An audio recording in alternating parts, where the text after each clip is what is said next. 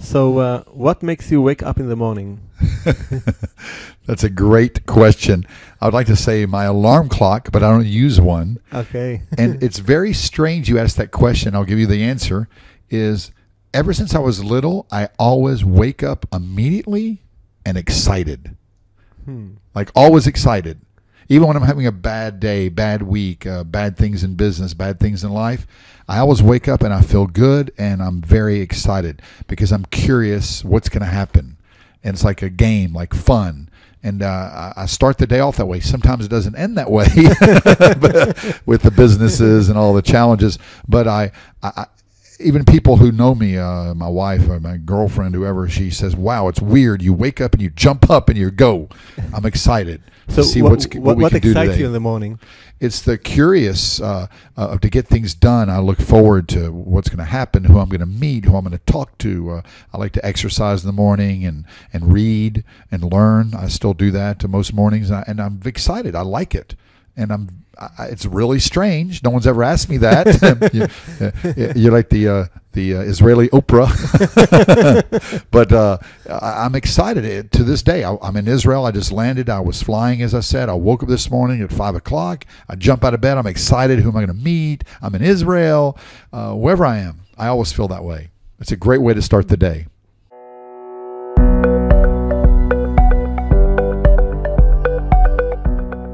שלום וברוכים הבאים לפודקאסט כסף טוב, שיחות עם יזמים ועסקים המשנים את העולם. העסקים בעולם החדש פועלים בצורה שונה. הם מגדירים מחדש את כללי המשחק. הם מונעים מתוך תשוקה, להט וייעוד גבוה. על כל אלו ועוד תוכלו לשמוע כאן בפודקאסט כסף טוב, שבו ערן שטרן מראיין את האנשים שמפתחים עסקים שעושים טוב בעולם.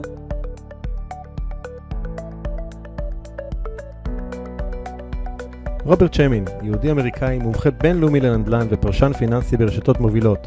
סופר, מחבר רב-המכר בינלאומי, איך זה שהאידיוט הזה עשיר ואני לא. שמין הוא אחד המרצים המבוקשים בעולם והוא מזמן מדי שנה לדבר מול עשרות אלפי אנשים ב-30 מדינות שונות לצד מפורסמים נוספים מתחום ההתפתחות האישית והעסקית כמו דונלד טראמפ, טוני רובינס, רוברט קיוסקי ואחרים. כילד הוא הגדר על ידי מוריו בבית הספר כאידיוט וטיפש. הוא נשר ממערכת החינוך הפורמלית ובגיל 15 עבד כמנקה שולחנות במסעדה מקומית. ברב המחר הבינלאומי שכתב איך זה שהאידיוט הזה עשיר ואני לא, הוא חושף לראשונה כיצד בנה את ההון שלו מאפס וכנגד כל הסיכויים הפך להיות מולטי מיליונר ובעלים של יותר מ1,000 נכסי נדל"ן. היום לאחר שהגיע לשיאו הוא מתפנה ללמד אחרים כיצד גם הם יכולים להצליח ללא ניסיון קודם, ללא השכלה ואפילו ללא שום הון התחלתי.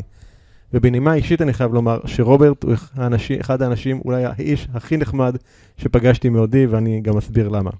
So, hi Robert. Hi Ran, ma kore? How are you? Good, good. So, I guess you didn't understand a word I was saying. Maybe a few words. But I ended my introduction. I said that you are the nicest guy I have ever met. Oh, thank you. That's very nice. But I think you're very nice too. So, welcome to Israel again. I'm excited to have this conversation with you again. We did a couple of this in the past, but every time I'm sitting with you, it's a great joy. Thank you. Toda rabba. Yalla. So I'd like you maybe to begin with to have you introduce yourself, your work. You know, how did you get here? How to get to be here in Israel? so many times. I have no idea. How does anyone get to Israel? Right. And again and again and again. Yes.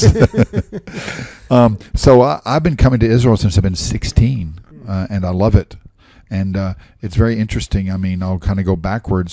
I was doing real estate and investing in deals, speaking all over the world. And one of my mentors, a very amazing rabbi who I studied with, a great healer, was here in Jerusalem. I came 30 times to Jerusalem and never went to Tel Aviv. Really? Some of the people in Jerusalem go, don't go to Tel Aviv. There's nothing there. And I loved it. We went to Safat, Jerusalem. And then... Just for the record, we are holding this interview in Tel Aviv now. And now I've been 40 times in Tel Aviv. But very interesting. I tell people you have to be open. What happened to me was, I think 9 years ago, I don't look at Facebook much. I have people that help me. And one day I look at Facebook in America, and there's some Hebrew letters. And they caught my attention. And it said in English, I don't remember, it said, come to Israel. Come speak in Israel. And I answered, okay, what's the details? No details. Come to Israel. It was Tommy Gordon, who you know, Yeah. who's a big promoter here. I didn't know. And she kept saying, I gave it to my assistant, Verena. I said, listen, there's this crazy Israeli person that says, come to Israel. Make a contract. You do the details. She goes, there's no details. Come to Israel. And then I thought, I'm going to Israel anyway to see my friends. I'll say yes. What's the worst that can happen? No contract, no agreement. At that time, I was speaking to 20, 50,000 people. And then I'm thinking, what's the worst that can happen? I always go, what's the worst that can happen? Yeah. And I said, I'll be in a basement at some lady's house with 2 people making a speech. And it's okay. Maybe I'll meet two nice people. And she put me on the news and television, and we did speeches. And that was about 8, 9 years ago, and it's just taken off. While I'm in Israel with Project X, the business, and we now have over 1,000 students doing deals, and we've been all over the world besides all the other things I'm doing, and I just love it. I've always loved Israel, always come here, and I don't know if they're going to show the podcast other places, so I have to be careful what I say. There's great people everywhere, but in Israel, the Israelis take it for granted. They're smart, they're fast, they're tachlis, they're doing business, they're open, they're amazing, and I love it. Great. So how did you get to investing, how your investing career started? There's absolutely, like being in Israel, there's absolutely no reason I should have been an investor. And I always tell people, when they look at me, maybe they see a picture or a book and they say, oh, he's an American, he has a suit, he has a rich family, he is very lucky. And I always tell people are like books, you have to open them. Here's what people don't know about me. I was born dead. I didn't have lungs, and I was very sick. Wow. And I couldn't walk or speak. So the first few years of my life, like some people have been through a lot of challenges, I was around a lot of negativity. I didn't go to school. I didn't play sports. I couldn't speak. I couldn't walk. I had braces on my legs. And then I finally went to school a little bit. I got a little better. I was able to walk around. I had a speech impediment. I spoke very badly. That's how I spoke until I was 10. A woman spent a year with me, taught me how to speak. And then my family said, wow, Robert's walking a little. He's speaking. He's going to be great. Things are better. So they put me in regular school, and I made zeros in every class, which I thought was kind of fun. But the teachers and my parents didn't think so, huh? No. And I never finished high school. And when I was 18, to make a long story short, they sent me to a doctor, and the doctor said, oh, I know why you made zeros. You have dyslexia. It's impossible for your brain to do certain things that other people do normally. And they wrote me a letter. I did eventually go to university.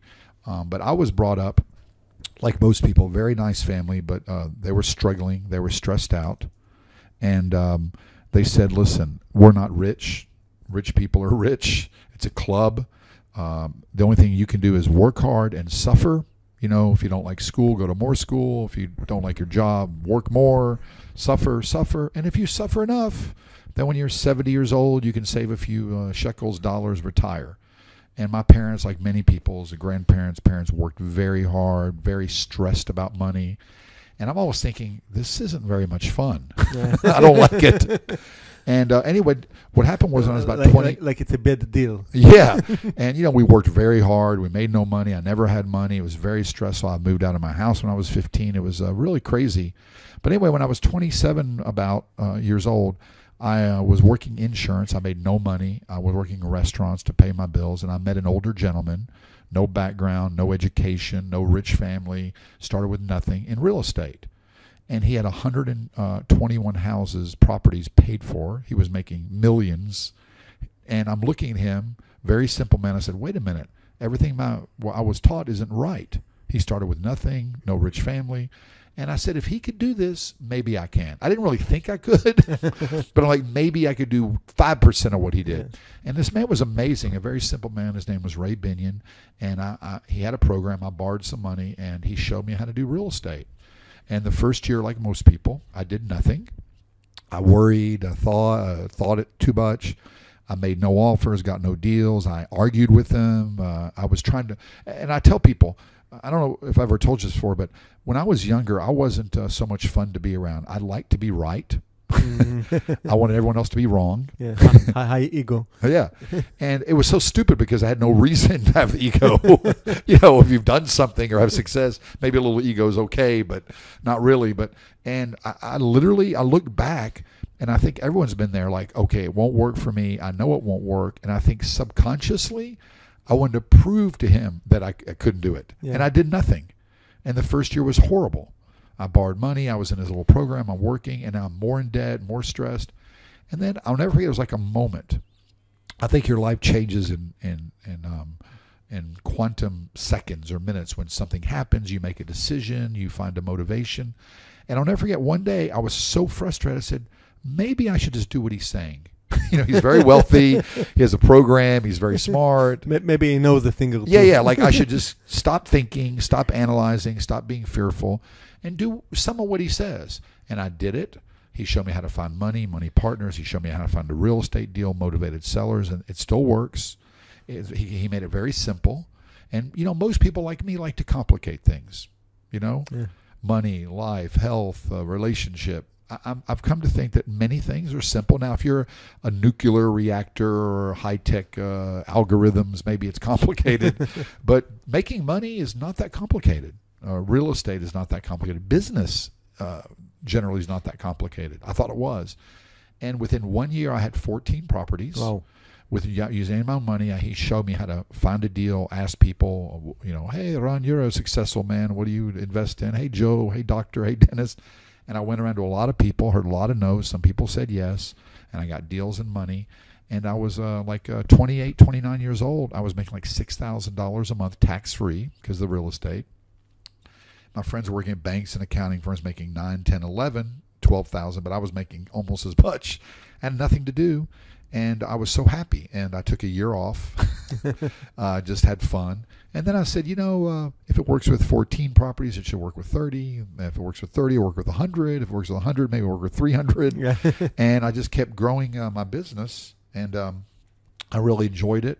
And then I just started teaching others, helping others. And I'm still doing real estate, still helping others, still loving it. And really it all started with just looking at this one man who did it, who convinced me that most of the things I learned weren't true. You have to be super smart or super successful or have a super rich family to make money. It's just not true. So sometimes you just need one good model. Yeah. And I think you have to be open. I think I was so frustrated from being broke and miserable and stressed. Part of me was looking for something. I hated working for other people. I'll never forget, I had a boss. I had to ask him for a day off, and I thought it was embarrassing to have to ask a stranger, someone at work who I didn't really like, for a day off. I said, this is horrible. I have to find a way to work for myself or be in control of my own destiny. And I found it through real estate investing. It's not for everybody, but I like it. And you can see it, feel it, touch it. Yeah. Like it's a real estate. Yes. So through the years, you wrote many books, and one of them called Living a Significant Life, which outlines 12 principles for making a difference. The second principle in this book is about finding your purpose. Why do you think this is important for a person to find his purpose? I don't believe in accidents. I think everything happens for a good reason. And today I made a saying that if you love what you do, you don't feel like you're working. Mm-hmm. And I think it's today. And then I forgot I wrote that book. I forgot, you have the same thing, right? You're working on the next book. I forgot the 12 significant principles. It's been a few years. And then you mentioned right now that one of them is finding your purpose. Yeah. And most people, I was taught, listen, you have to work and suffer. And then if you work, then you can do what you like to do. And I say, why not do what you love to do? And I think that's your purpose. When you're, if you like to play music or whatever your hobby is, you like to travel, you like to spend time with your children, that could be a purpose, And when you're doing that, you're in 100% present. You're in the flow. You feel great when you're doing what you love and when you're on purpose. And I know this from experience. When you're not on purpose, when you don't love what you do, it's horrible. Right. It's no fun. You're stressed. You don't feel good. Your energy goes away. And you know this, you and I think one of my purposes, I love helping and teaching others. Mm-hmm. People help me, taught me. When I'm helping others or teaching or learning, I don't know. I'm not working. I don't keep track of the time. I'm happy. I feel great. I get energy. And then if I have to do something I don't want to do, I won't mention certain things like accounting, which I have to do sometimes. Or I still need to find the guy who likes accounting. Yeah, there's people there. I'm sure it could be their purpose. I know. But, and I use that example. There's things we love to do and don't want to do. But when you're on purpose, it's great. And I'll tell you, a lot of my friends I've met, writers, teachers, entrepreneurs. I'm from Nashville, Tennessee, Jewish redneck. Mm-hmm. A lot of my friends are musicians. And they say, listen, the only thing I can do is make music. I love it. It's my purpose. If I can make somebody happy. And you see them, whether they're playing to 1,000 people or 50,000 people, or they play music all day, they're happy. They're on purpose. Yeah. And everyone's purpose is different, but you have to find it. And I think you really know when you're not on purpose. Right. You feel it. Obviously. And how that relates to business? Like, how knowing and finding your purpose relates to someone's business? How do you think it impacts someone's business?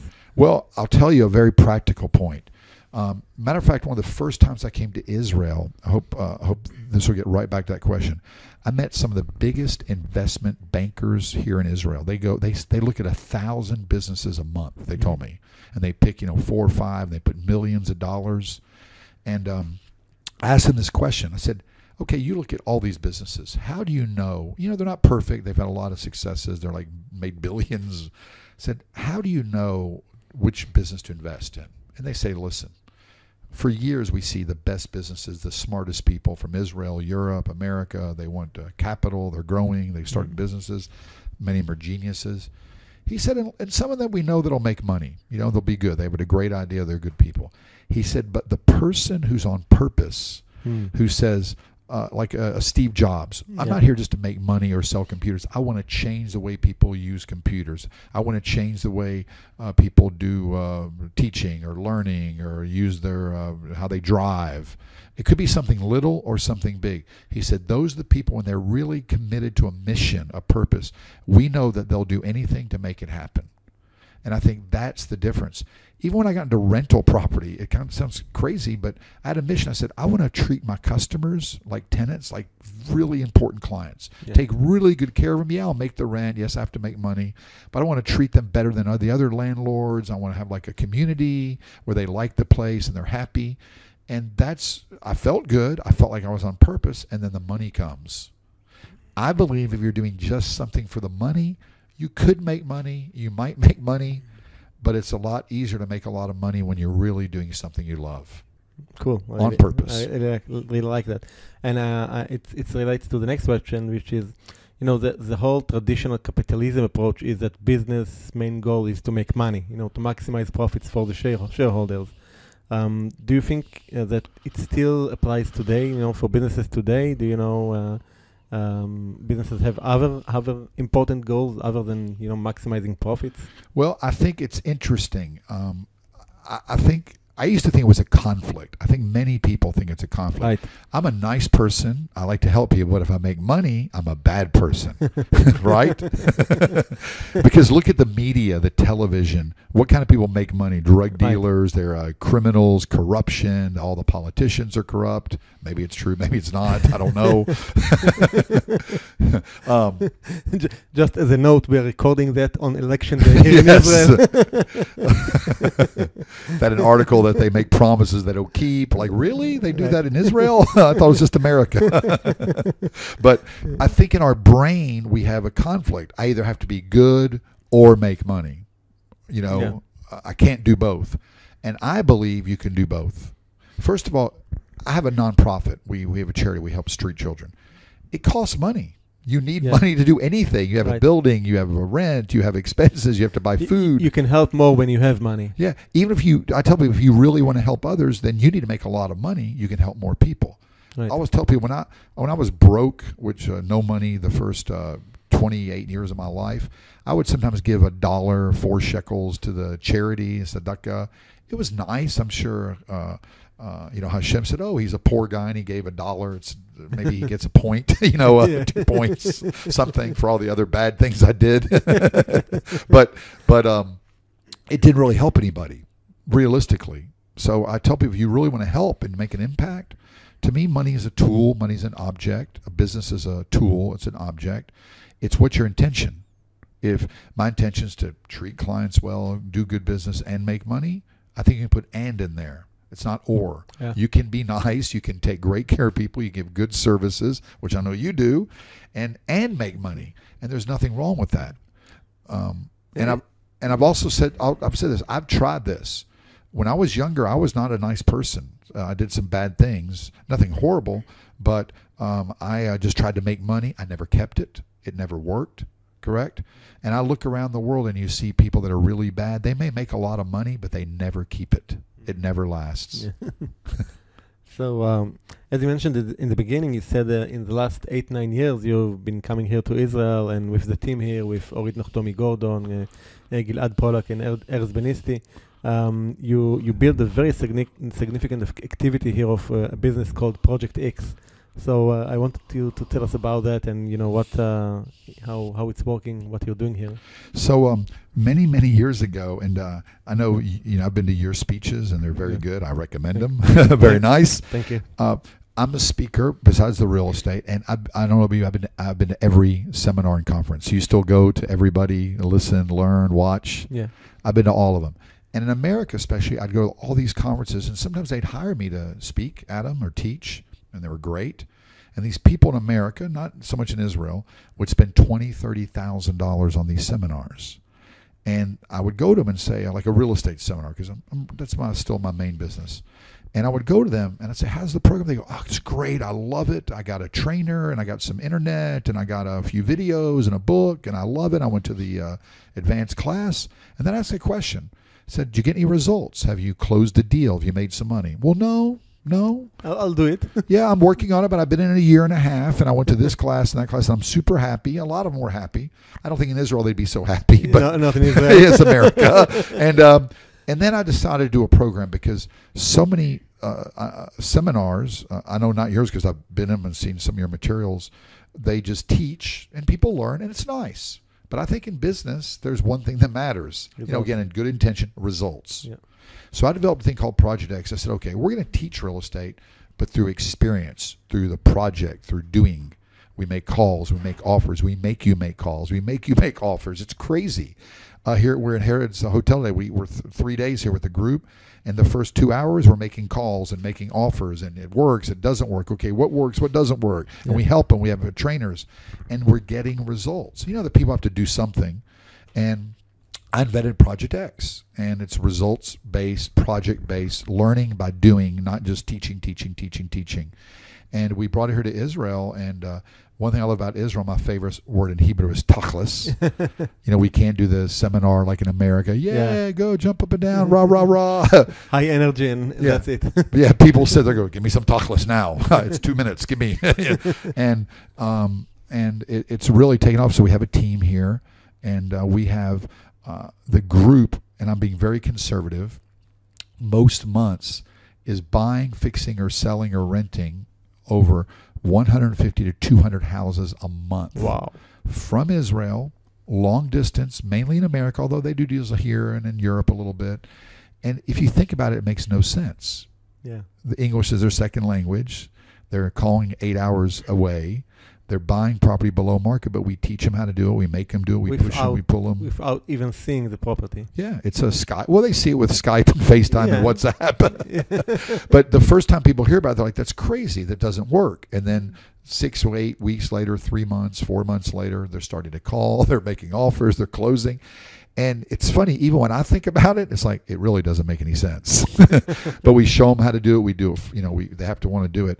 And it's been great. We have had it in America for 15 years. Oh. And it's very popular because it's you learn by doing. Yeah. And it works. Results. Very effective. I personally met many of people with Project X members, and they all speak very highly about this program. But what also has happened is, because of the group, we want to do influence. We're a community now, and we do real estate, but we also do business together, and we're helping others.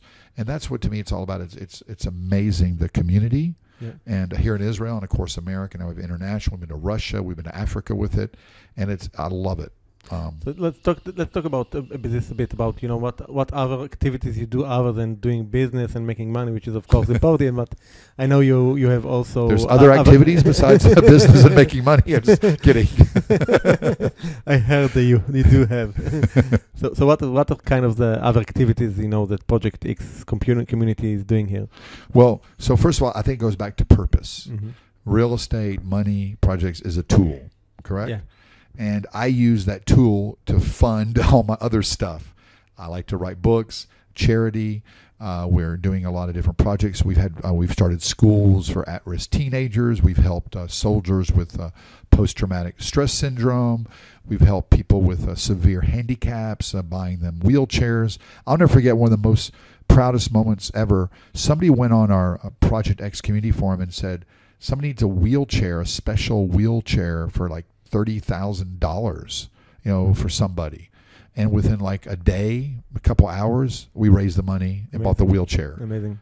And to me, when I was younger, I wanted to help everybody and change the world, which I still do a little bit. Yeah. But I realized that we help one person, focus. And we do that with a lot of different groups and charities inside the group in Israel. We have a soup kitchen, a food kitchen. We pay for some weddings and bar mitzvahs that people can't pay for. And to me, if you can make one person, a couple happy, a kid, help a child, it's great. And we're just starting. I feel like it's really grown. We have 1,000 members now who are very active. And most of them, it's a community. They come and most of them want to help. And they use the real estate and the Project X first to take care of themselves and get some free time and take care of their family and quit the job they don't like. Yeah. And then most everyone's giving back as the community. And it feels great. That's very impressive. That's what gets me more excited than anything. So other than your frequent visit to Israel, I know you also spend a lot of time in Colombia. Yes. Why that? I live part of the time in Medellin, Colombia. I'm from Nashville, Tennessee. I live in Miami, and I travel a lot. And I can live anywhere, and I can go anywhere, and I don't have to do anything, which is really nice. Since maybe the third or fourth year in real estate, since 1995, 96, I've not had to work, and I do what I want to do. And what I love coming to Israel, correct? Even in the summer, it's hot. Even in the summer, you like to come to Israel. To Tel Aviv especially. Jerusalem, okay, but Tel Aviv in the summer is not a... Yeah. The only time I don't like to come is during Hanukkah with the donuts. It's very dangerous. It is. But I love it. But I come here every 2-3 months for years, and I'll keep coming. I love it. But in Medellin, Colombia, it got voted the best retirement city in the world by International Living. Mm-hmm. The weather's great. The people are nice. It's easy living. And I have what really got me there, I went there many, many years ago looking around, and I got involved with a charity called Open Arms Foundation, and we feed, house, and clothe and rehabilitate street children. A lot of people don't know this. I was on the streets for a year when I was 15. So I've always had a very special place. And I'm very lucky I have a family. Everything's fine now. But, for children are innocent. So I got involved with this charity, and I love it. It's intense. We help street kids, get them off drugs, get them into school. We have a school. We have a house. I love it. And I do that a lot there. And now with technologies, we have the Israelis sitting here at on a Gordon Beach, talking to their agent in Cleveland doing deals, and I sit in the mountains of Colombia, and I'm talking to Israel doing a webinar, and then I'm doing a deal in Chicago. It's amazing with the Skype and the WhatsApp and the FaceTime. All technology make us very close one to each other. And I tell people, last thing on that, why? I looked at my own family. They would work in America. Israel people take like 6 months vacation, 2 months, a month. They go to Thailand for 6 weeks. In America, people take 2 weeks. That's like normal. Mm-hmm. And my parents, they'd work so hard for 50 weeks a year to go one place they like for 1 week. Yeah, that makes no sense to me. I'm like, I'm not going to live and suffer. If I want to be in Colombia, I go to Colombia. Why not? It's in the mountains. The weather's nice. The people are nice. Very safe now. And I'm also doing real estate there, Airbnb and charity. Cool. And I travel. So I go to Miami. My son comes. He loves it there. People are really nice. Yeah. That's my favorite thing. Everyone's super happy. In one of our past conversations, you said something that really got stuck in my mind. Uh-oh. For the good reason. And you said that the number one reason that people don't get to the success level that they want is that because they don't allow themselves to fail enough. And so I like you to elaborate about this, thing, because I think it's really important. So what's the number one reason people don't start something? Everyone who's listening says, I want to start a business. I want to be an artist. I want to travel. I want to do something different. Mhm. But why don't we do it? Yeah. Fear. Yeah. Fear. We're scared. We're scared of making a mistake. We're Right. scared of looking bad. To fail. Correct? And I've got some great news for everyone. If you start a business or start anything, you're going to fail. you're going to make a mistake. Yeah. And Gilad, one of our my partners, said something once which really stuck in my head. He said, in business, entrepreneurship, life, there's no such thing as failure. Only only success and learning. Really, yeah. And we're scared to make a mistake. You're going to make a mistake. So one of my partners said, we want to get more offers rejected. We should get 20 offers rejected, 20 whatever you're doing. Mhm. Why is that? Because that means we're doing the right thing. Right. We're learning, you're getting better. But most people are You're scared. making offers. Yeah. So. Most people are scared to start. There's no perfect business, no perfect real estate deal, no perfect, and you learn. But most people are so scared to look bad or make a mistake, and there is no mistake. And what I tell people is, in your life, in my life, I look back, the worst thing that's ever happened, bad, Mhm. ends up being a blessing. Right. It changed my life. I learned not to do that. Thank God it happened. I've gotten better. I had a horrible car wreck when I was 16. Almost killed my girlfriend. I went to the hospital. We got sued. It was the worst day of my life, without a doubt. It was really bad. I look back and you don't see it scared of getting a car wreck, scared of killing somebody, scared of getting sued. It happened. Thank God everybody's okay, but that happened. And I look back, it's one of the best things that ever happened. I wasn't going down a bad path. I wasn't doing things right. And that wreck, it changed everything. Mm-hmm. After that, I started being more healthy. I started having a better attitude. I started appreciating things more. So you look back at the things you're scared the most of, and they are the best teachers. Mm. I do martial arts. The way I learned to block is I got hit in the head, unconscious. And now I'm the best blocker in the school. My hands are up, I'm blocking. So it's bad that I got hit, but now I'm the best blocker. Yeah. So, if you're talking business-wise, can you recall one of, maybe the significant, problem, mistake, challenge you had? How did you get over it? Do we have a couple hours? I've got about 100 of them. choose the best one of them. I'll tell you the worst mistake I made in real estate, and this happens to everybody. There's two things that ruin every business relationship. To me, business is relationship: ego and greed. Okay. Think about how many relationships businesses ruined from ego, greed. Right. Here's what happened to me. Also politics. Yeah. And they put the ego with the greed in the politics. Right? And what happened to me was 3-4 years in a real estate. I'd done deals. I was doing well. I had my mentor. My mentor said, never do a deal without asking me. And a friend of mine said, I have 5 properties, and they're worth $60,000. You can buy them for $30,000, and they need just a few thousand to fix.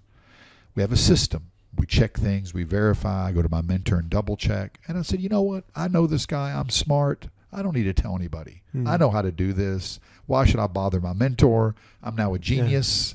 I don't need to follow the system. It's half price. Huh? It's half the price. guy told me it's worth 60. It must be true. I didn't follow any system. We have a system to check the value of this. I bought them. A few days later, I said, maybe I'll check now. They were worth 20. Wow. I bought them for 30, and they needed lots of work. I was upside down, the worst mistake in real estate. And I was just starting out. I didn't have lots of money laying around. Mm-hmm. I was like probably 50,000 into them. They're worth 20. Wow. I bought 5 of them. I said, I'm going to lose $150,000, which I don't have to lose. And I don't mind telling you, I was an adult. I started crying. Mm-hmm. I go, what have I done? I went to my mentor. He said, he goes, I'm not going to give you a hard time, but you should have asked before, why we think. And he said to me something. He says, in business and real estate, he goes, you made a bad mistake, Robert. I go, well, yeah, no.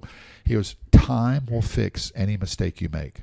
Oh, that's a great sentence. Say it again. Time will fix any mistake you make. We see short-term, stock market, real estate, business. Time will fix any mistake you make. And I said, what are you talking about? He said, listen, you're going to suffer. I go, yeah, I'm used to it. Sounds like my parents again. He said, you're going to fix it. You're going to rent it. You'll make a little money each month, but you're going to be upside down for a year, 2, 3. It's going to be hard. You're not going to like it. Yeah. And I did it. First 2-3 years, it went up a little bit. I'm still upside down.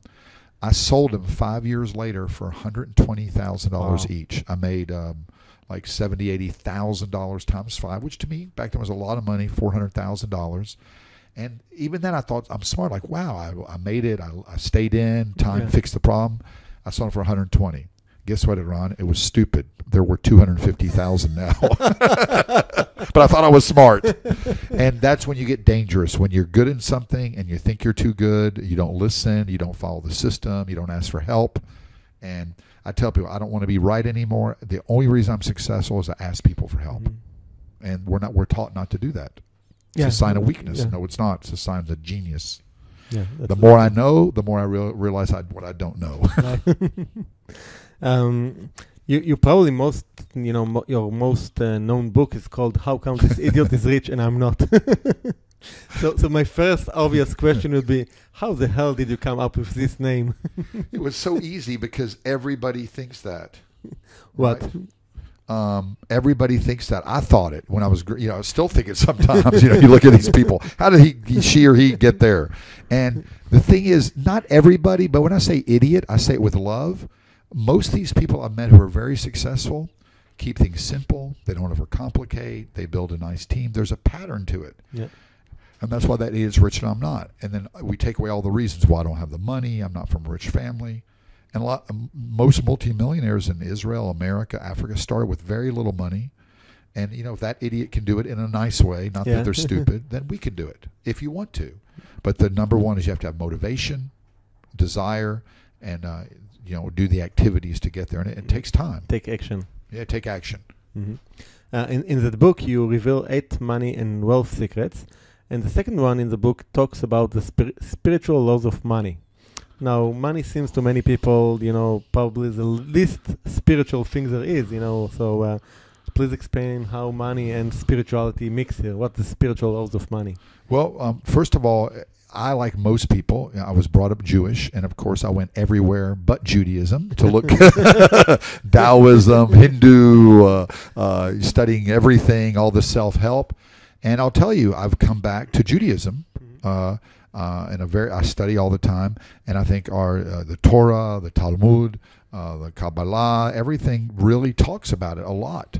And we have it all in our books, from 5,000 years ago. Yeah. It's the same thing. It goes back to intention. If you're a good person and you make some money, you'll do good things with it. If you're a bad person, have bad intentions, and you make money, you'll do bad things with it. Right. Everything's out of love and sharing, or out of ego and greed, and let me show how people I am. And you have to understand the spiritual laws of money, that it's energy, that it's just a thing. I think also being brought up Jewish, we think money's going to fix everything. Right. I thought, I was so stupid when I was younger. I thought if I borrowed $1 million, I was a millionaire. So I had $1 million of real estate debt. I went to my dad and said, I'm a millionaire. He goes, no, you owe $1 million. You don't have $1 million. And you got it the wrong way, huh? Yeah. And then I thought, wow, if I make $1 million, my life will be perfect. And it's not true. Nothing changed. We're spiritual beings. We're souls. We're energy. And money's just a thing. And we spend so much time worrying about it, thinking about it, making it, that if you don't understand that it's an energy, it's just a thing, and what are you going to use it for? Right. And, life is very short. I like money. I don't say I love it. I like to have nice things. I like to live well, but I like to do good things with it. But life's very short. We all know that. I've had 2 family members pass in the last 3 weeks like this. And what do you take with you? Yeah. Nothing. Relationship. Maybe you left some nice books or ideas, or your children. You don't take any money with you. You don't take your fancy clothes or your car or your Bitcoin. So that to me is the most spiritual thing. That there's nothing wrong with money. I like having it, but it's not everything. Right. The means to the end, and last thing on the spiritual part is, I know with relationships, I go, I'm going to make money so I can take care of my family. But now I'm so busy working and making money, when my family calls, I hang up on them. Right. I'm stressed. I don't have time to talk to them. And so it's about priorities. Yeah. And I think that's the spiritual part. What are you going to do with the money? Don't forsake your health, relationship, family, study, religion. You can do both, I believe. Good. Do you have any like daily habit that you believe that contributes to your success or helps you? So absolutely, and I want to help everybody. I've tried testing this. Okay.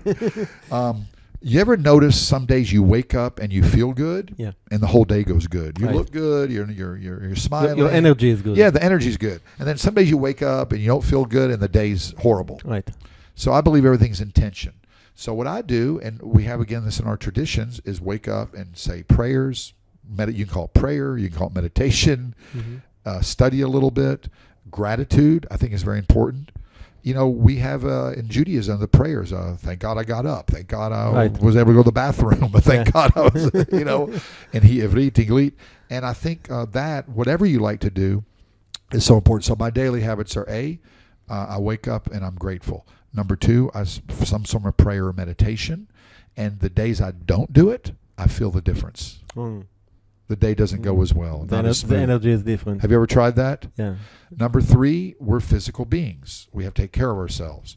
So 3 to 5 days a week, I try to exercise, try to eat well, and it gives you energy because life takes energy, business takes energy, relationship. And it's funny, the days I don't or I skip, I feel it. You feel it. You don't feel as good. Those are very simple things. The other thing, last thing, is I'm so careful now who I'm around. Mm. Your environment, Huh? your surroundings. Yes. And I once had, I had like maybe 200 people working with me, for me, and I let one bad person, it's my fault. I didn't see the signs. Oh, he's nice. Oh, I'll give him a chance. I'll give him another chance. Almost destroyed my entire business. Wow. So if you're around positive, good energy people like you, I was excited to do the interview. A nice guy, he's smiling. He's always got good things to say. I always learn something. And that's what it's all about. Just because people have your same last name and they're super negative or toxic, I'm not telling you not be around them, but be careful. Right. You control your environment. And I know this sounds so simple, but I'll prove it to you. When I was younger, I did some experiments. I hung around negative people. I was negative, and we drank a lot of beer, and my friends drank a lot of beer, and they were negative. And guess what I did? Same thing. I was very negative and drank a lot of beer. And then when you're around positive people who are doing amazing deals and giving back, guess what happens? It just happens by accident. You'll do more deals. You'll give more back. You'll be happier. Mm-hmm. You know, we are highly influenced by our environment. we're social animals. Yeah. Yeah, and so be careful who you're around. Mm-hmm. Positive energy. Yeah. And I have 2 rules: no drama, no trauma. Some people in business life like to bring lots of trauma. Yeah. I try not to attach to it. That's a good good rule. What do you think is the number one ability that an entrepreneur or business owner needs to have in order to make his business thrive? Let's see here. They actually did a study of entrepreneurs. Now, there's certain businesses where you want to be negative. You know, if you're a El Al security guard or nuclear power safety, being negative and skeptical is good. Yeah. There's no good or bad, you know. But one is optimism. You have to be saying, I'm going to change something. I know it's going to happen. You have to have a positive, not like silly, like American, everything's great. Be realistic, but you have to be optimistic. Then you have to learn. You have to get the training to do whatever you're going to do, you know, and most people don't want to spend the time to learn. You know, you'll make mistakes. You'll learn how to be better. And I think those are very 2 of the things. Very interesting. I was with Grant Cardone last week, and we did a big seminar together. And he's like, first of all, I didn't realize he's 61. He looks like he's 40. Wow. He's only been doing this really popular on the internet 5 years, and we had thousands of people. Great guy. So you were in Vegas in the? No, we were actually at a big seminar in Houston together, Oh. and he's amazing. You know, he's got this business and that business. He's also big in real estate as well. He does over $1 billion of real estate. He gives charity. He's just bought a $50 million plane. You know, it's not all about material, but he's a nice guy and has a nice family. And I asked his team, because I'm always asking, why is this guy so successful? You know, you go on the internet, he pops up. He's got 10 books. He's got a university. He's speaking here. Yeah. Amazing. He has socks. Yeah, that's what they said, the socks. He has funny, crazy socks. 10X socks. Yeah, 10X movement. And they said 2 things. The guy has tons of energy. You have to have energy. If you're bored and you're just not moving and you don't have any energy, it's hard to do anything. And the other thing, action. So you can have a lot of energy, but you have to have focused action. Mm-hmm. So every day, an entrepreneur says, what can I do today to get me closer to my goal? And I don't care whether you're just starting out or you're part-time. People think, wonder, worry. Every day I say, what are my priorities? Okay, here's my business goals. I want to write another book. I want to do this. And I'll say, what, even if it's just 30 minutes, 3 hours a week, what can I do today? What action can I take to get me closer to that goal? That's the most important thing, I think. And the biggest one, this is the last one, is when I do a seminar, it's very dangerous in America because I know someone's going to sue me. I guarantee success. Really? I say I can guarantee you success in anything you want to do. You want to learn how to play Stairway to Heaven on the guitar. You want to start a business. You want to make $1 million. You want to paint, whatever. And they go, what's this guarantee? I said, don't quit. Don't quit. Think about it. Yeah. You know, if you don't quit, you're going to be successful. And I think that's the biggest thing. Entrepreneurs, 99 people say, I'm not going to fund your startup ways. That's stupid. No one would ever use that. And they know that they're not going to quit. They'll go ask another person, and the 99th or 100th says, I'll fund it. I'll join you. I'll whatever. They don't quit until they succeed. That's really important. Yep. And I know someone's going to sue me. You said, well, I haven't quit. It's been 3 weeks and I didn't make $1 million, so I'm going to win the lawsuit. Don't quit. Who is the person, like who mostly impacted your life? What did you learn from him? It's so hard to decide one. The two that come to mind are my father and my son. Wow. And I think you learn so much from children. They're innocent, they're the best mentors, and they're super honest. And I talk to my son every day. He's 26 now, but when he was 2, when he was 6, when he was 8, when he was 15, even last week, I'm just sit there and watch him. And they, your child, they're great teachers and mentors. They teach you unconditional love, patience, whatever.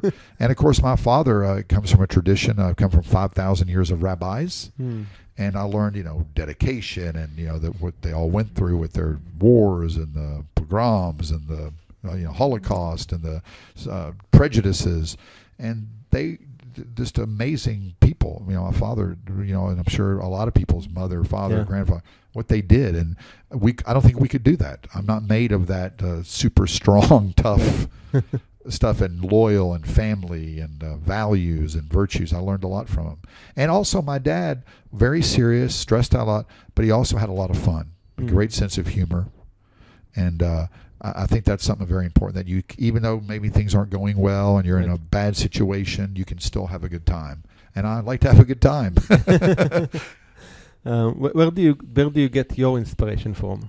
Everywhere. Okay. And I think that's so true. If you're open, I'll read a book and learn something. I'll watch a documentary. I'll meet an artist and learn something from them.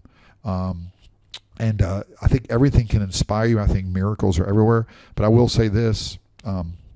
I try to learn something new every day and grow. And I think that's what we're here to do. Whatever level you're at, I think the worst thing is to reach your goals. And I say this, and I'm not, I met some of my financial goals, and I said, then everything will be great. And then okay, what do I do now? Well, go to the next level, learn something new. And if you're not inspired or you're not excited, I think you're dead. Yeah. I think we are here to grow, like plants. We're not here to stay the same. Yeah. And I think people inspire me. I'm around a lot of young people. People are doing amazing things. If you watch the news, it doesn't sound like that. But when you meet real people, or TV, but when you meet real people, people are doing amazing things. And people are amazing. They're books. And even people you think that aren't amazing. I've been inspired by the gardener, the doorman, the trash man. They have a good attitude. They say they have a passion about something. Yeah.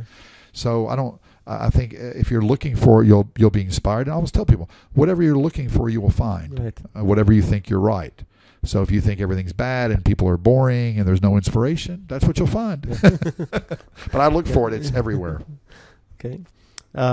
If you could today give Robert, which was just starting his business, one good advice, what would that advice be? I think a big one. Don't take yourself so seriously. You know, when we're starting our business, we have the passion, we're excited, but we worry, we stress out when things don't go our way, we're hard on ourselves. Yeah.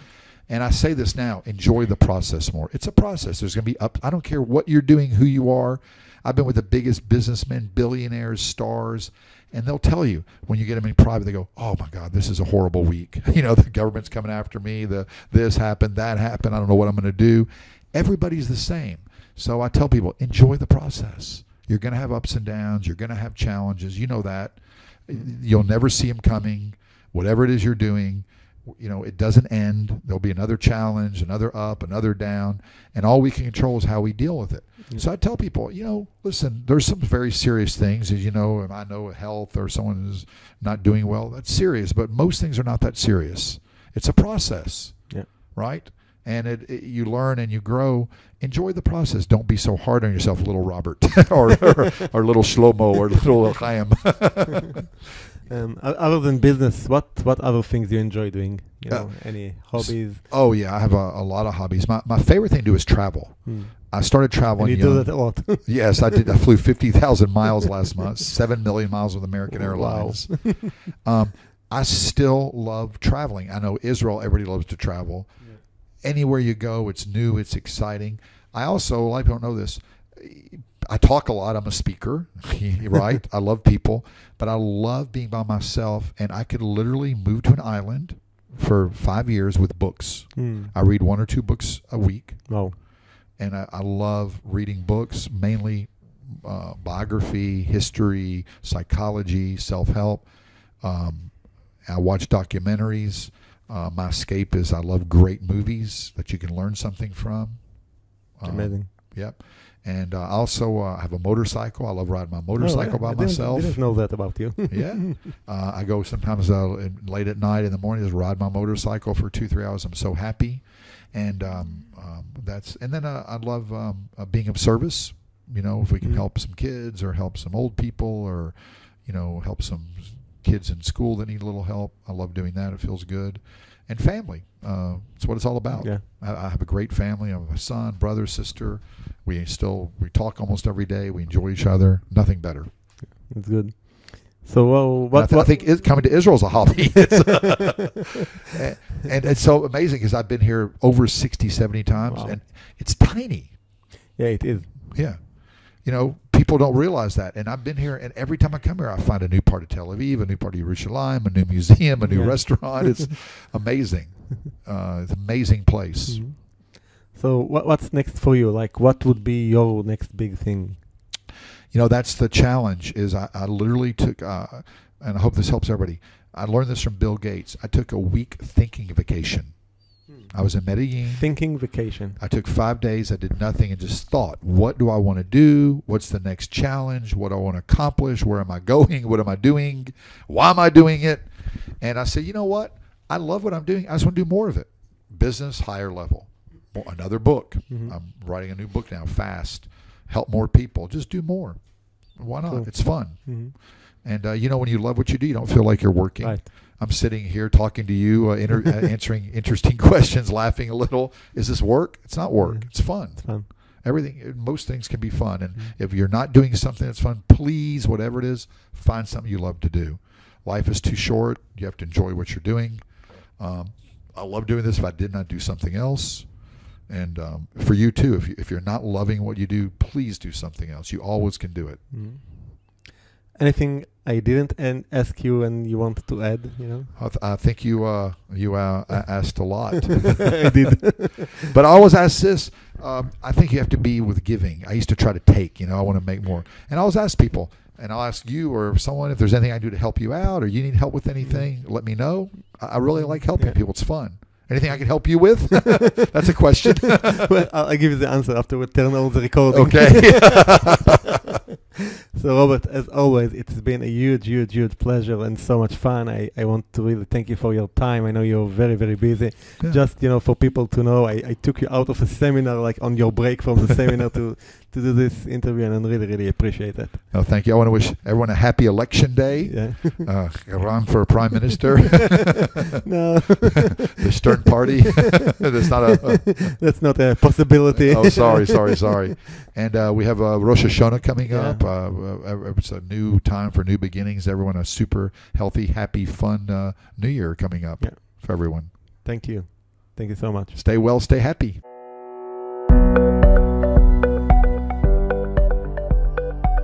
זהו, עד כאן לפרק של היום. אם אהבתם את הפרק, אל תשכחו לדרג את הפודקאסט שלנו באייטיונס, גוגל פודקאסט, ספוטיפיי, סטיצ'ר, סאונד קלאוד, יוטיוב, ובכל פלטפורמה אחרת שדרכה אתם מאזינים לנו כרגע. תוכלו למצוא באתר הפודקאסט, כספטוב.biz, את כל הכישורים הרלוונטיים לפרק הזה.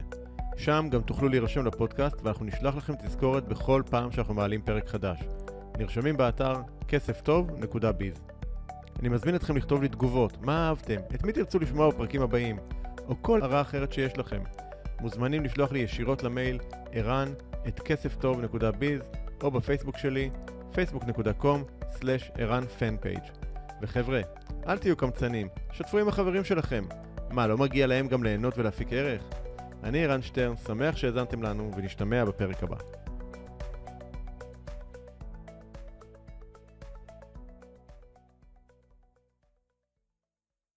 Number 2, some sort of prayer or meditation. And the days I don't do it, I feel the difference. The day doesn't go as well. The energy is different. Have you ever tried that? Yeah. Number 3, we're physical beings. We have to take care of ourselves. So 3 to 5 days a week, I try to exercise, try to eat well, and it gives you energy because life takes energy, business takes energy, relationship.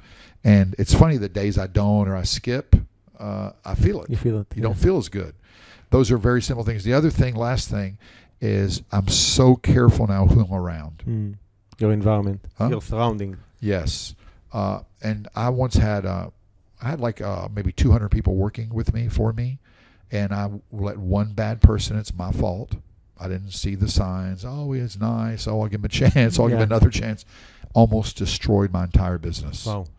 So if you're around positive, good energy people like you, I was excited to do the interview. A nice guy, he's smiling. He's always got good things to say. I always learn something.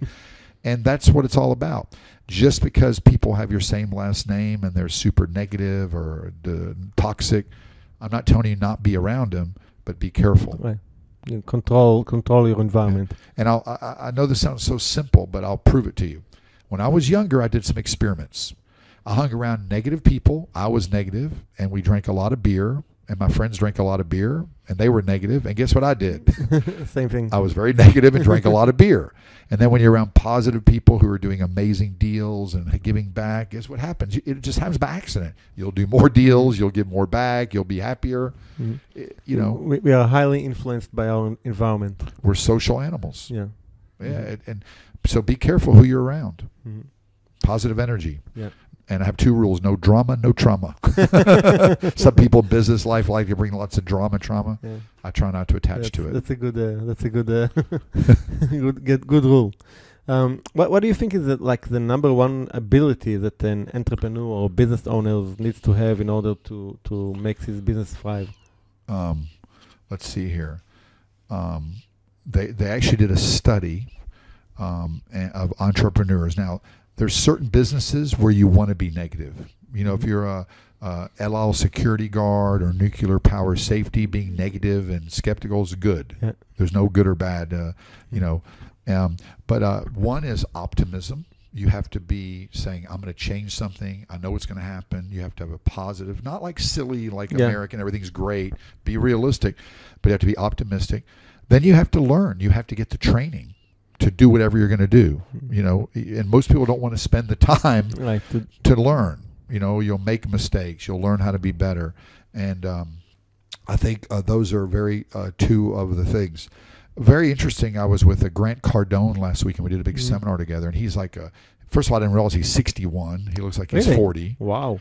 He's only been doing this like, you know, like really popular on the internet like 5 years, and we had like thousands of people. Great guy. So you were in Vegas in the? No, we were actually at a big seminar in Houston together, and he's amazing. You know, he's got this business and that business. He's also big in real estate as well. He does over $1 billion of real estate. He gives charity. He's just bought a $50 million plane. You know, it's not all about material, but he's a nice guy and has a nice family. And I asked his team, because I'm always asking, why is this guy so successful? You know, you go on the internet, he pops up. He's got 10 books. He's got a university. He's speaking here. Yeah. Amazing. He has socks. Yeah, that's what they said, the socks. He has funny, crazy socks. 10X socks. 10X movement. And they said 2 things. The guy has tons of energy. You have to have energy.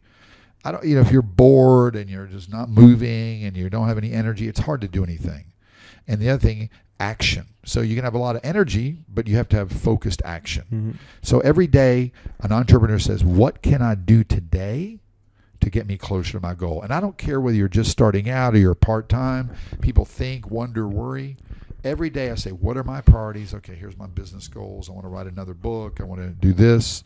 And I'll say, even if it's just 30 minutes, 3 hours a week, what can I do today? What action can I take to get me closer to that goal? That's the most important thing, I think. And the biggest one, this is the last one, is when I do a seminar, it's very dangerous in America because I know someone's going to sue me. I guarantee success. Really? I say I can guarantee you success in anything you want to do. You want to learn how to play Stairway to Heaven on the guitar. You want to start a business. You want to make $1 million. You want to paint, whatever. And they go, what's this guarantee? I said, don't quit. Don't quit. Think about it. Yeah. You know, if you don't quit, you're going to be successful. And I think that's the biggest thing. Entrepreneurs, 99 people say, I'm not going to fund your startup ways. That's stupid. No one will ever use that. And they know that they're not going to quit. They'll go ask another person, and the 99th or 100th says, I'll fund it. I'll join you. I'll whatever. They don't quit until they succeed.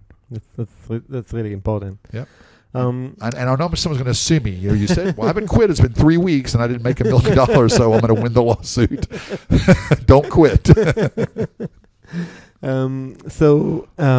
is the person, who mostly impacted your life? What did you learn from him? It's so hard to decide one. The 2 that come to mind are my father and my son. Wow. And I think you learn so much from children. They're innocent, they're the best mentors, and they're super honest. And I'm still, I talk to my son every day. He's 26 now, but when he was 2, when he was 6, when he was 8, when he was 15, even last week, I'm just sit there and watch him. And they, your child, they're great teachers and mentors. They teach you unconditional love, patience, whatever. And of course, my father comes from a tradition. I come from 5,000 years of rabbis, and I learned, dedication and what they all went through with their wars and the pogroms and the Holocaust and the prejudices, and they just amazing people. My father, and I'm sure a lot of people's mother, father, grandfather, what they did, and I don't think we could do that. I'm not made of that super strong, tough stuff, and loyal and family and values and virtues. I learned a lot from him. And also my dad, very serious, stressed out a lot, but he also had a lot of fun, a great sense of humor. And I think that's something very important, that you, even though maybe things aren't going well and you're in a bad situation, you can still have a good time. And I like to have a good time. Where do you get your inspiration from? Everywhere. Okay. And I think that's so true. If you're open, I'll read a book and learn something. I'll watch a documentary. I'll meet an artist and learn something from them. And I think everything can inspire you. I think miracles are everywhere. But I will say this. I try to learn something new every day and grow. And I think that's what we're here to do. Whatever level you're at, I think the worst thing is to reach your goals. And I say this, and I'm not, I met some of my financial goals, and I said, then everything will be great. And then okay, what do I do now? We have to go to the next level, learn something new. And if you're not inspired or you're not excited, I think you're dead. Yeah, I think we are here to grow. Like plants. We're not here to stay the same. Yeah, and I think people inspire me. I'm around a lot of young people. People are doing amazing things. If you watch the news, it doesn't sound like that. But when you meet real people, or TV, but when you meet real people, people are doing amazing things, and people are amazing. Their books, and even people you think that aren't amazing. I've been inspired by the gardener, the doorman, the trash man. They have a good attitude. They say they have a passion about something. Yeah. So I think if you're looking for it, you'll be inspired. And I always tell people, whatever you're looking for, you will find. Right. Whatever you think you're right. So if you think everything's bad and people are boring and there's no inspiration, that's what you'll find. But I look for it. It's everywhere. Okay. If you could today give Robert, which was just starting his business, one good advice, what would that advice be? Oh, I think a big one. Don't take yourself so seriously. When we're starting our business, we have the passion, we're excited, but we worry, we stress out when things don't go our way, we're hard on ourselves. Yeah. And I say this now, enjoy the process more. It's a process. There's going to be I don't care what you're doing, who you are. I've been with the biggest businessmen, billionaires, stars, and they'll tell you when you get them in private, they go, oh my God, this is a horrible week. The government's coming after me. This happened, that happened. I don't know what I'm going to do. Everybody's the same. So I tell people, enjoy the process. You're going to have ups and downs. You're going to have challenges. You know that. You'll never see them coming.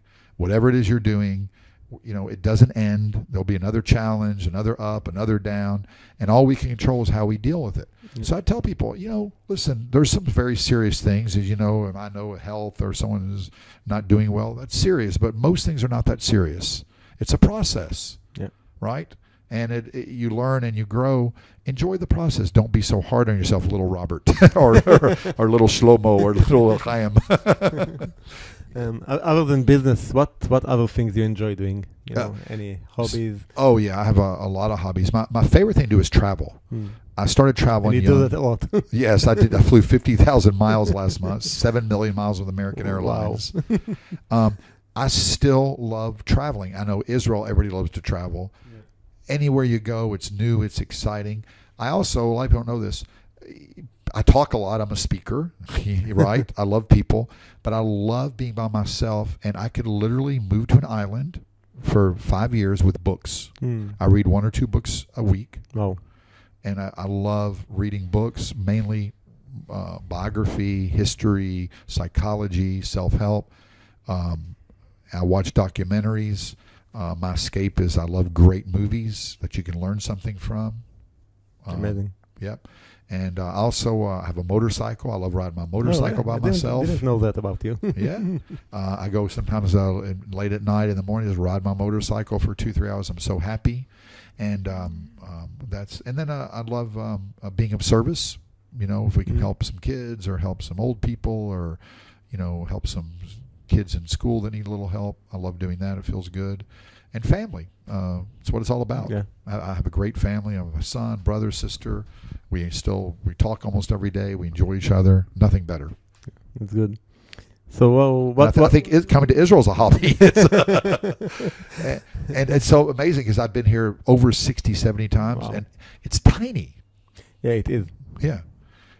People don't realize that. And I've been here, and every time I come here, I find a new part of Tel Aviv, a new part of Yerushalayim, a new museum, a new restaurant. It's amazing. It's an amazing place. Mm-hmm.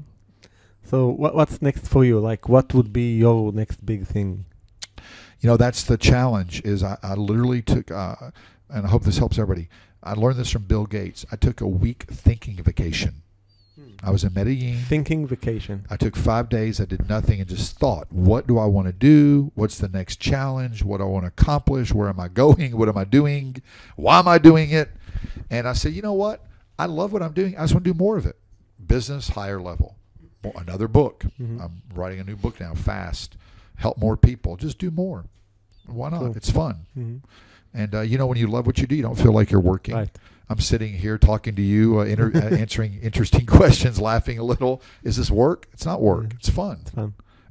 Most things can be fun. And if you're not doing something that's fun, please, whatever it is, find something you love to do.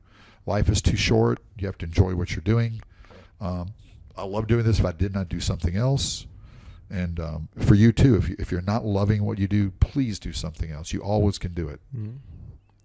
Anything I didn't ask you and you wanted to add, you know? I think you asked a lot. I did. But I always ask this.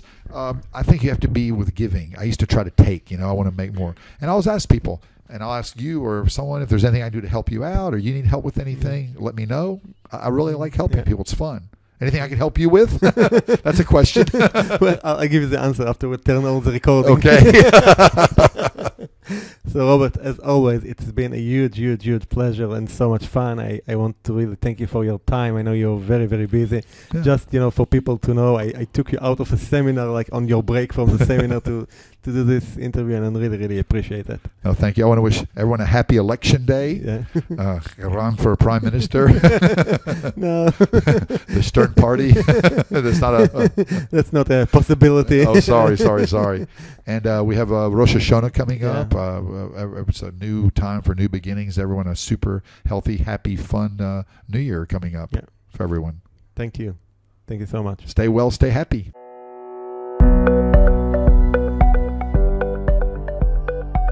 זהו, עד כאן הפרק של היום. אם אהבתם את הפרק, אל תשכחו לדרג את הפודקאסט שלנו באייטיונס, גוגל פודקאסט, ספוטיפיי, סטיצ'ר, סאונד קלאוד, יוטיוב, ובכל פלטפורמה אחרת שדרכה אתם מאזינים לנו כרגע. תוכלו למצוא באתר הפודקאסט, כספטוב.biz, את כל הכישורים הרלוונטיים לפרק הזה. שם גם תוכלו להירשם לפודקאסט, ואנחנו נשלח לכם תזכורת בכל פעם שאנחנו מעלים פרק חדש. נרשמים באתר כספטוב.biz. אני מזמין אתכם לכתוב לי תגובות, מה אהבתם, את מי תרצו לשמוע בפרקים הבאים, או כל הרעה אחרת שיש לכם. מוזמנים לשלוח לי ישירות למייל ערן@כספטוב.biz, או בפייסבוק שלי, facebook.com/ערן-fanpage. וחבר'ה, אל תהיו קמצנים, שתפו עם החברים שלכם. מה, לא מגיע להם גם ליהנות ולהפיק ערך? אני ערן שטרן, שמח שהאזנתם לנו, ונשתמע בפרק הבא.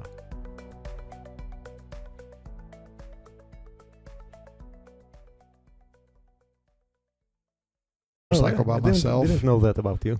Yeah. I go sometimes late at night in the morning, just ride my motorcycle for 2-3 hours. I'm so happy.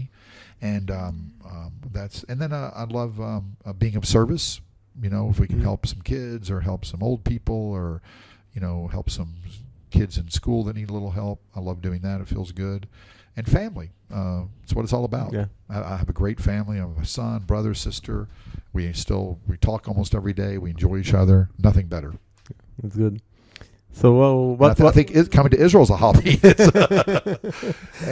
And it's so amazing because I've been here over 60, 70 times. Wow. And it's tiny. Yeah, it is. Yeah. You know, people don't realize that. And I've been here, and every time I come here, I find a new part of Tel Aviv, a new part of Yerushalayim, a new museum, a new restaurant. It's amazing. It's an amazing place. Mm-hmm. So what's next for you? Like, what would be your next big thing? You know, that's the challenge is I literally took, and I hope this helps everybody, I learned this from Bill Gates. I took a week thinking vacation.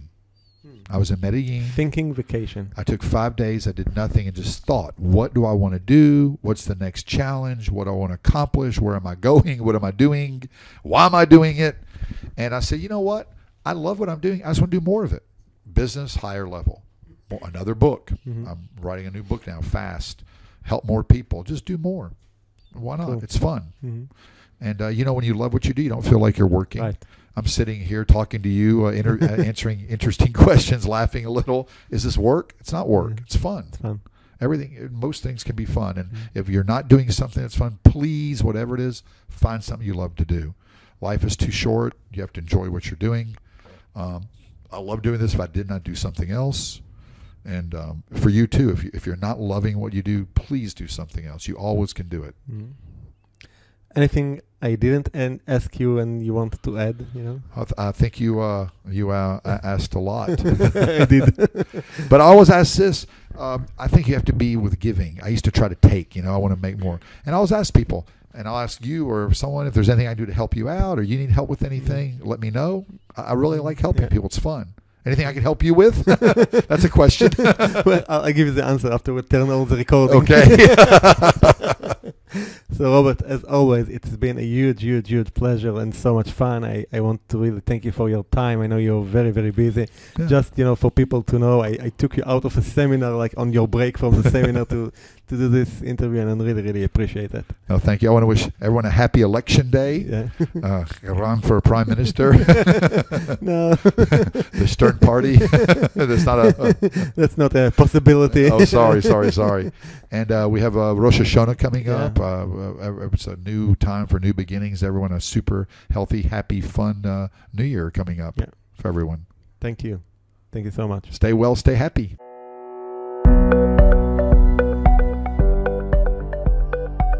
זהו, עד כאן לפרק של היום. אם אהבתם את הפרק, אל תשכחו לדרג את הפודקאסט שלנו באייטיונס, גוגל פודקאסט, ספוטיפיי, סטיצ'ר, סאונד קלאוד, יוטיוב, או בכל פלטפורמה אחרת שדרכה אתם מאזינים לנו כרגע. תוכלו למצוא באתר הפודקאסט כספטוב.biz את כל הכישורים הרלוונטיים לפרק הזה. שם גם תוכלו להירשם לפודקאסט ואנחנו נשלח לכם תזכורת בכל פעם שאנחנו מעלים פרק חדש. נרשמים באתר כספטוב.biz. אני מזמין אתכם לכתוב לי תגובות, מה אהבתם, את מי תרצו לשמוע בפרקים הבאים, או כל הרעה אחרת שיש לכם. מוזמנים לשלוח לי ישירות למייל ערן@כספטוב.biz או בפייסבוק שלי facebook.com/ערן-fanpage. וחבר'ה, אל תהיו קמצנים, שתפו עם החברים שלכם. מה, לא מגיע להם גם ליהנות ולהפיק ערך? אני ערן שטרן, שמח שהאזנתם לנו ונשתמע בפרק הבא.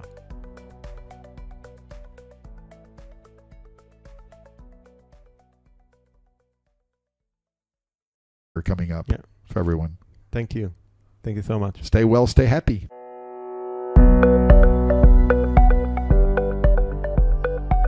זהו, עד כאן לפרק של היום. אם אהבתם את הפרק, אל תשכחו לדרג את הפודקאסט שלנו באייטיונס, גוגל פודקאסט, ספוטיפיי, סטיצ'ר, סאונד קלאוד, יוטיוב, או בכל פלטפורמה אחרת שדרכה אתם מאזינים לנו כרגע. תוכלו למצוא באתר הפודקאסט כספטוב.biz את כל הכישורים הרלוונטיים לפרק הזה. שם גם תוכלו להירשם לפודקאסט ואנחנו נשלח לכם תזכורת בכל פעם שאנחנו מעלים פרק חדש. נרשמים באתר כספטוב.biz. אני מזמין אתכם לכתוב לי תגובות, מה אהבתם, את מי תרצו לשמוע בפרקים הבאים, או כל הרעה אחרת שיש לכם. מוזמנים לשלוח לי ישירות למייל ערן@כספטוב.biz או בפייסבוק שלי facebook.com/ערן-fanpage. וחבר'ה, אל תהיו קמצנים, שתפו עם החברים שלכם. מה, לא מגיע להם גם ליהנות ולהפיק ערך? אני ערן שטרן, שמח שהאזנתם לנו ונשתמע בפרק הבא.